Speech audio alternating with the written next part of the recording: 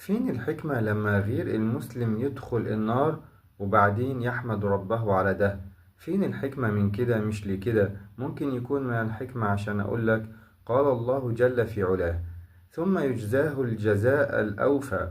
قال السعدي رحمه الله تعالى عند تفسير هذه الآية: حتى إن أهل النار لا يدخلون النار وإن قلوبهم مملوءة بحمد ربهم والإقرار له بكمال الحكمة ومقت أنفسهم، وأنهم الذين أوصلوها وأوردوها شر الموارد.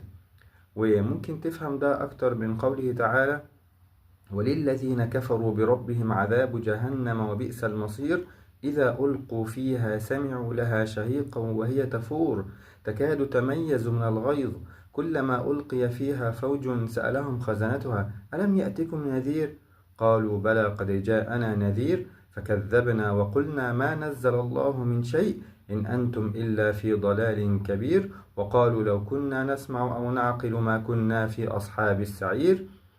ختم الله تعالى قولهم بقوله: فاعترفوا بذنبهم فسحقا لأصحاب السعير. فلو أنت مسلم احمد ربك على النعمة دي وتأمل في حكمة ربنا في الأمر العظيم ده، واعرف إن عليك دور في إنك تفهم ده وإنك تنقل الفهم ده لغيرك، لأن الأمر خطير ودقيق.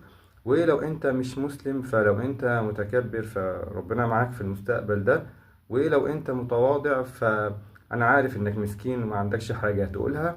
ممكن اقول لك كما قال مؤمن آل فرعون لقومه: وإن يك كاذبا فعليه كذبه وإن يك صادقا يصبكم بعض الذي يعدكم. فتعال أشرح لك وبين لك حكمة ربنا. وقد قال الله تعالى: بل نقذف بالحق على الباطل فيدمغه فإذا هو زاهق ولكم الويل مما تصفون.